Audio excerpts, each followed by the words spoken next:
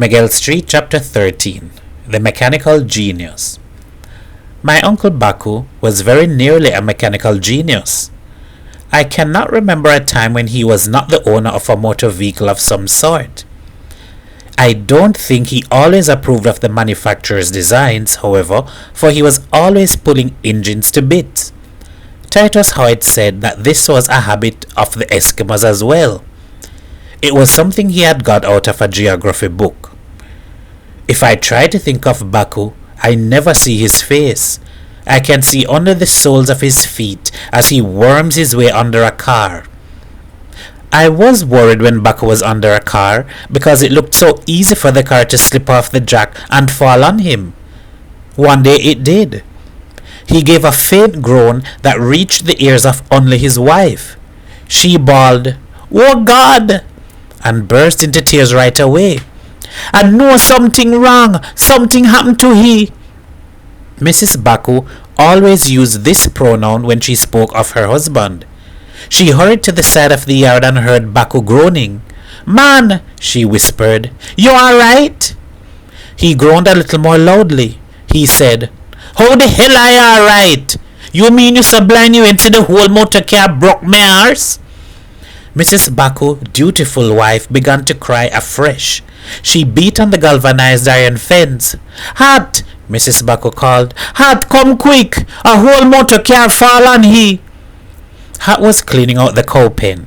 When he heard Mrs. Baku, he laughed. "Hey, you know I always does say," Hat said. "When you play the ass, you're bound to catch hell. The blasted car brand new. What the hell he tinkering with so?" "He said the crankshaft wasn't working nice." "And is there he looking for the crankshaft?" "Hat!" Baku shouted from under the car. "The moment you get this car from off me, I go and broke your tail." "Man," Mrs. Baku said to her husband, "how you so advantage us? The man come run with his good mind to help you, and now you want to beat him up?" Hat began to look hurt and misunderstood. Hat said, "It ain't nothing new. It's just what I expect. It's just what I does always get for interfering in other people's business. You know I'm mad to leave you and your husband here and go back to the cow pen." "No, Hat, you mustn't mind he. Think what he would say if a whole big new motor car fall on you." Hat said, All right. I have to go and get some of the boys." We heard Hat shouting in the street. "Boy! Errol!" No answer. "Boy! Errol! Come in, Hat." "Where the hell you boys been, eh? You think you is man now you could just stick your hands in your pocket and walk out like man? You was smoking, eh? Smoking, Hat? But what happened now? You turned deaf all of a sudden. Was boy he was smoking, Hat?" "It's a lie, Hat. Was Errol really? I just stand up watching him." "Somebody make you policeman now, eh? It's cut ass for you now, both of you. Errol, go cut a whip for boy. Boy, go cut a whip for Errol." We heard the boys whimpering. From under the car, Baku called, "Hat, why you don't leave the boys alone? You go bless them bad one of these days, you know, and then they go lose you in jail. Why you don't leave the boys them alone? They're big now." Hat shouted back, "You mind your own business, you hear? Otherwise I leave you under the car until you're rotten, you hear?" Mrs. Baku said to her husband, "Take it easy, man." But it was nothing serious after all. The jack had slipped, but the axle rested on a pile of wooden blocks, pinning Baku to the ground without injuring him. When Baku came out, he looked at his clothes. They were a pair of khaki trousers and a sleeveless vest, both black and stiff with engine grease. Baku said to his wife, "They're really dirty now, eh?" She regarded her husband with pride. "Yes, man," she said, "they're really dirty." Baku smiled. Hat said, "Look, I just sick of lifting up motor car from off, you hear? If you want my advice, you better send for a proper mechanic." Baku wasn't listening. He said to his wife, "The crankshaft was all right, it's something else." Mrs. Baku said. Well, you must eat first. She looked at Hat and said, He don't eat when he working on the car unless I remind he.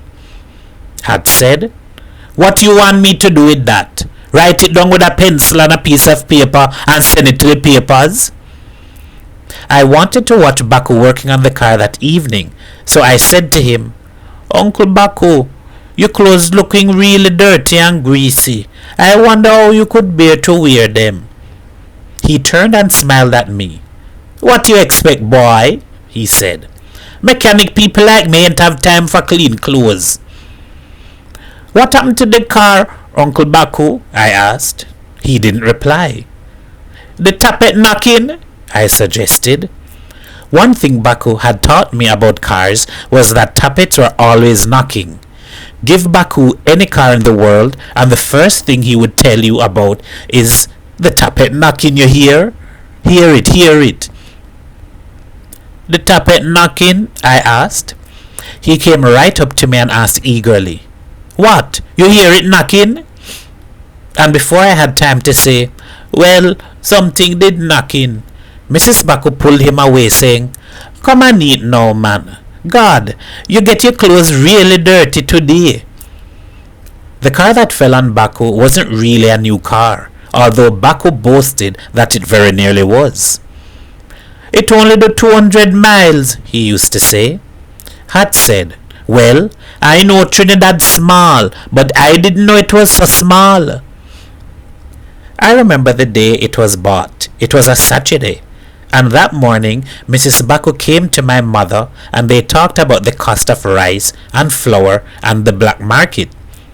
As she was leaving, Mrs. Baku said, He gone to town today. He say he got to go buy a new car. So we waited for the new car. Midday came, but Baku didn't. Hat said, 2-1, that man taking down the engine right this minute. About 4 o'clock, we heard a banging and a clattering, and looking down Miguel Street towards Dockside, we saw the car. It was a blue Chevrolet, one of the 1939 models. It looked rich and new. We began to wave and cheer, and I saw Baku waving his left hand. We danced into the road in front of Baku's house, waving and cheering. The car came nearer and had said, Jump, boys, run for your life, like he get mad. It was a near thing. The car just raced past the house and we stopped cheering. Had said, The car out of control. It go have an accident if something don't happen quick. Mrs. Baku laughed. What do you think it is all this? She said. But we raced after the car, crying after Baku. He wasn't waving with his left hand. He was trying to warn people off. By a miracle, it stopped just before Areapita Avenue. Baku said, I been mashing down the brakes since I turned Miguel Street, but the brakes ain't working. It's a funny thing. I overhauled the brakes just this morning. Hat said, It have 2 things for you to do.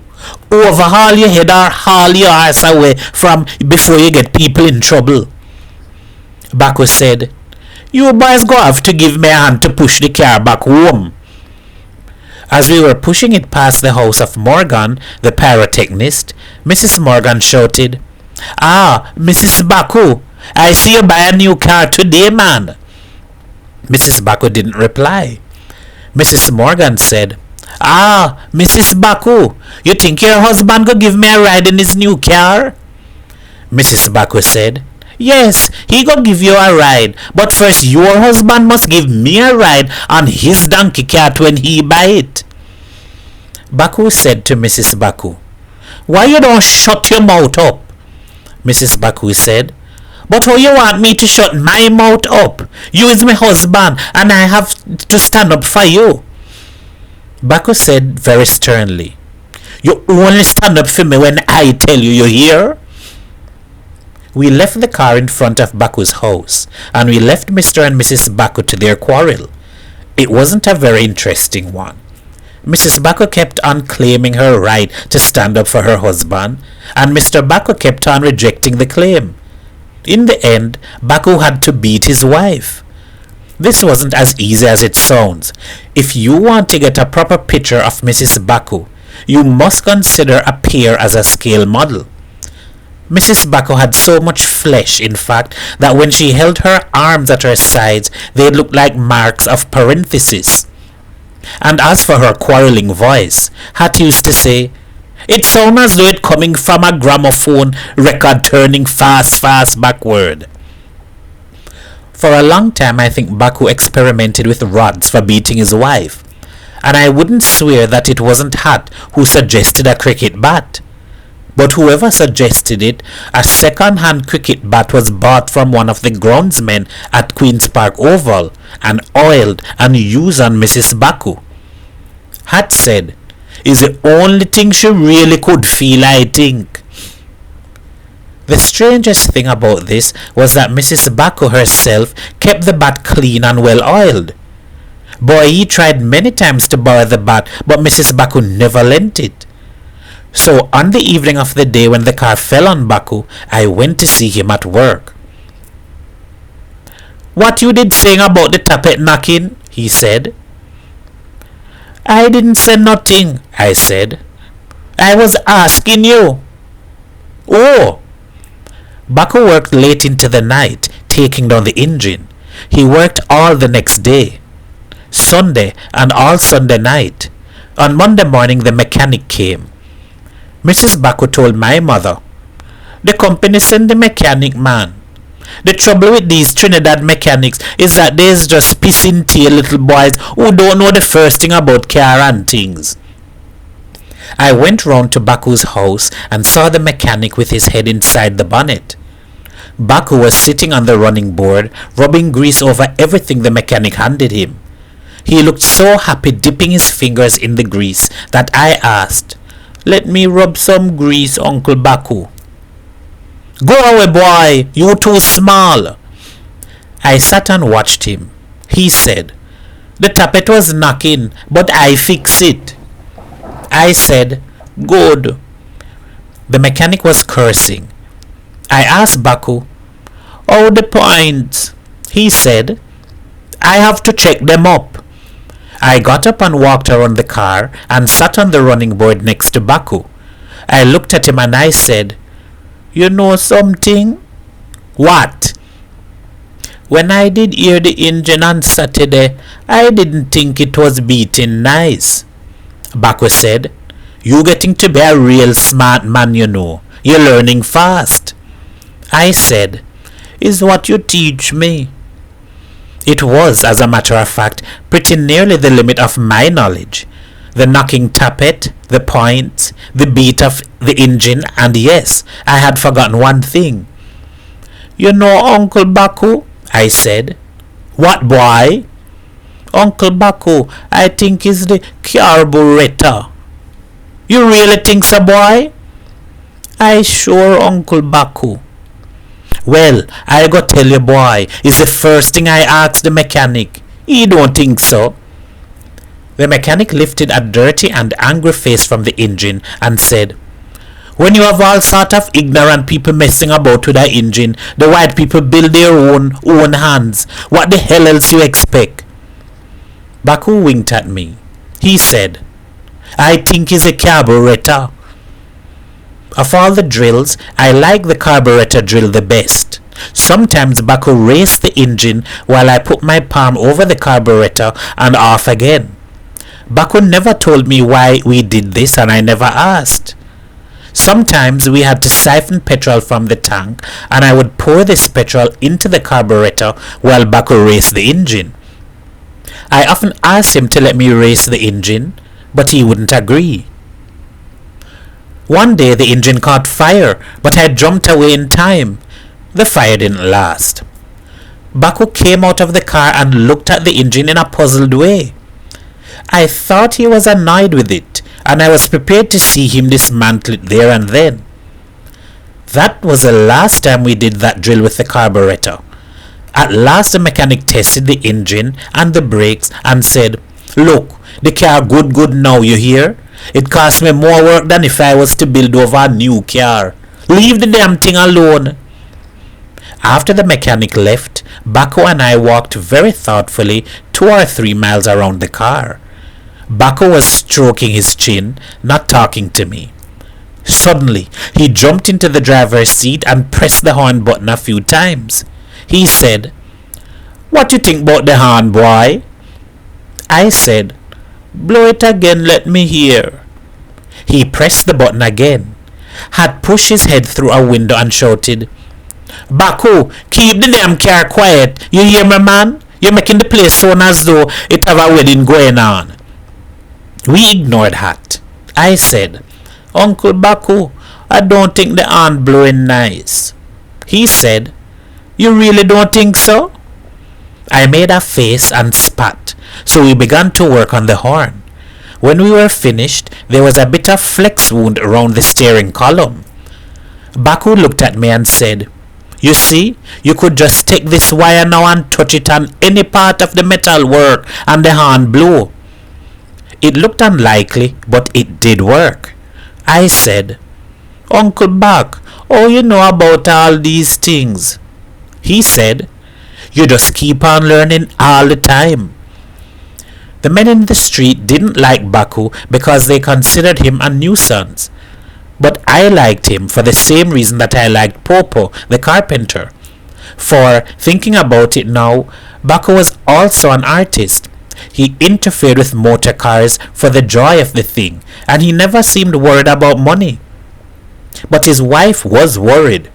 She, like my mother, thought that she was born to be a clever handler of money, born to make money sprout from nothing at all. She talked over the matter with my mother one day. My mother said, "Taxi making a lot of money these days, taking Americans and their girlfriends all over the place." So Mrs. Baku made her husband buy a lorry. This lorry was really the pride of Miguel Street.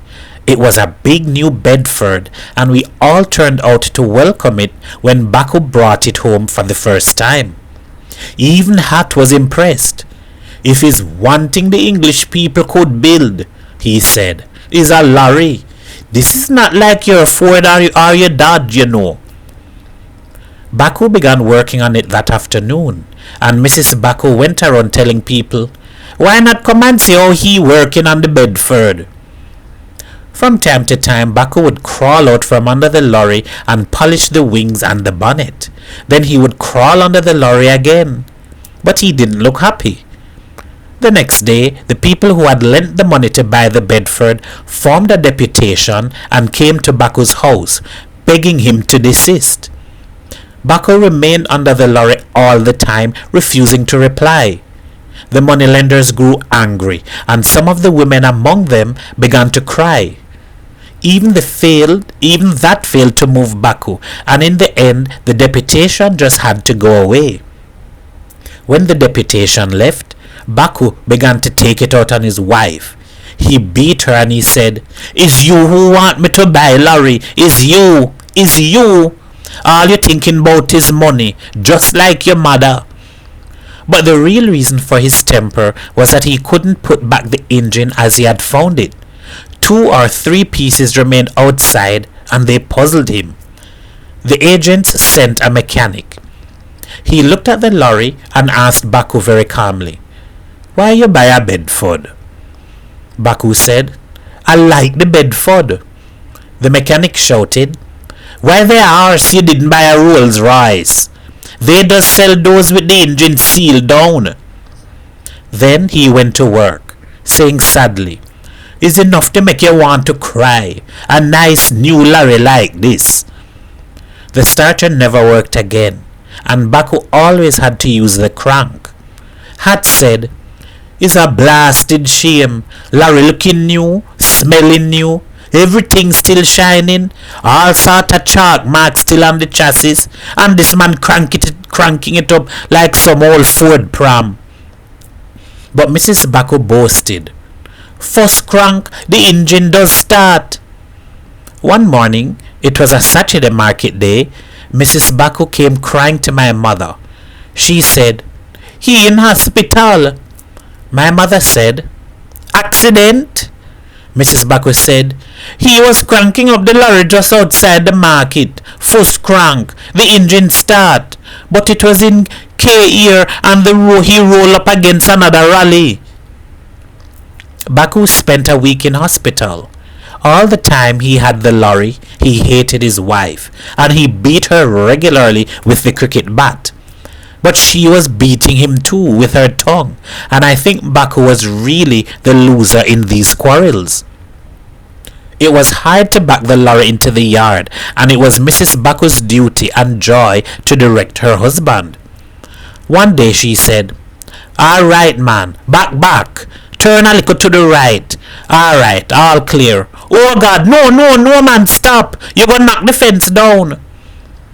Bacchus suddenly went mad. He reversed so fiercely he cracked the concrete fence. Then he shot forward again, ignoring Mrs. Bacchus' screams, and reversed again, knocking down the fence altogether. He was in a great temper, and while his wife remained outside crying, he went into his little room, stripped to his pants, flung himself belly down on the bed, and began reading the Ramayana. The lorry wasn't making money, but to make any at all, Bacchus had to have loaders.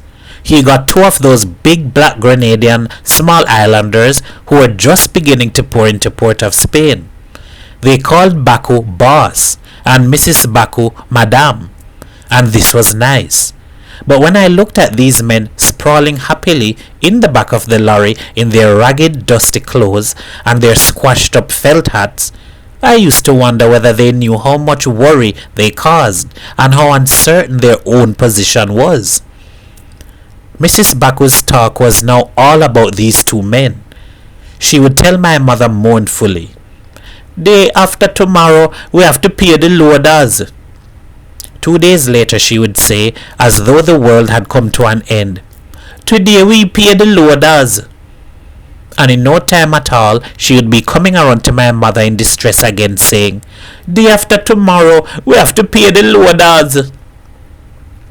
Paying the loaders for months, I seemed to hear about nothing else. The words were well known in the street and became an idiom. Boy, he would say to Errol on a Saturday, "Come, let us go to the 1:30 show at Roxy." And Errol would turn out his pocket and say, "I can't go, man, I pay the loaders." Had said, "It look as though Bacchus buy the lorry just to pay the loaders." The lorry went in the end, and the loaders too. I don't know what happened to them. Mrs. Bacchus had the lorry sold just at a time when lorries began making money. They bought a taxi. By now, the competition was fierce, and taxis were running 8 miles for 12 cents, just enough to pay for oil and petrol. Mrs. Bacchus told my mother, "The taxi ain't making money." So she bought another taxi and hired a man to drive it. She said, "2 better than 1. Bacchus was reading the Ramayana more and more, and even that began to annoy the people in the street. Had said, "Hear the 2 of them now. She with that voice she got and he singing that damn sing-song Hindu song." Picture then the following scene. Mrs. Bacchus, very short, very fat, standing at the pipe in her yard and shrilling at her husband. He is in the pants, lying on his belly, dolefully intoning the Ramayana. Suddenly he springs up and snatches the cricket bat in the corner of the room. He runs outside and begins to beat Mrs. Bacchus with the bat. The silence that follows lasts a few minutes, and then only Bacchus' voice is heard as he does a solo from the Ramayana. But don't think that Mrs. Bacchus lost any pride in her husband. Whenever you listen to the rows between Mrs. Bacchus and Mrs. Morgan, you realize that Bacchus was still his wife's lord and master. Mrs. Morgan would say, "I hear your husband talking in his sleep last night loud." "He wasn't talking," Mrs. Bacchus said. "He was singing." "Singing?" "You know something, Mrs. Bacchus?" "What, Mrs. Morgan?" "If your husband sing for his supper, both of all of you starve like hell." He know a damn lot more than any of the ignorant man it have in this street, you hear. He could read and write, you know, English and Hindi. How you so ignorant you don't know the Ramayana is a holy book? If you could understand all the good thing he's singing, you wouldn't be talking all this nonsense you're talking now. You hear? Oh, your husband this morning anyway? He fix any new cars lately? I'm not going to dirty my mouth arguing with you here, you hear? He know how to fix his car. It's a wonder nobody can tell your husband where he can fix all his so-called fireworks. Mrs. Baku used to boast that Baku read the Ramayana 2 or 3 times a month. It have some parts he know by heart, she said. But that was little consolation, for money wasn't coming in. The man she had hired to drive the second taxi was playing the fool. She said, "He robbing me like hell. He said the taxi making so little money I owe him now." She sacked the driver and sold the car. She used all her financial flair. She began rearing hens. That failed because a lot of the hens were stolen, the rest attacked by street dogs, and Baku hated the smell anyway. She began selling bananas and oranges, but she did that more for her own enjoyment than for the little money it brought in. My mother said, "Why Baku don't go out and get a work?" Mrs. Baku said, "But how you want that?" My mother said, "I don't want it. I was just thinking about you." Mrs. Baku said, "You could see he working with all the rude and crude people it have here in Port of Spain." My mother said, "Well, he have to do something. People don't pay to see a man crawling under a motor car or singing Ramayana." Mrs. Baku nodded and looked sad. My mother said, "But what I saying at all? You sure Baku know the Ramayana?" Sure. My mother said, "Well, it easy. He is a Brahmin. He know the Ramayana and he have a car. It's easy for him to become a pundit, a real proper pundit." Mrs. Baku clapped her hands. "It's a first class idea. Hindu pundits making a lot of money these days." So Baku became a pundit. He still tinkered with his car. He had to stop beating Mrs. Baku with the cricket bat, but he was happy. I was haunted by thoughts of the dhoti-clad Pundit Baku crawling under a car, attending to a crankshift, while poor Hindus waited for him to attend to their souls. End of chapter 13.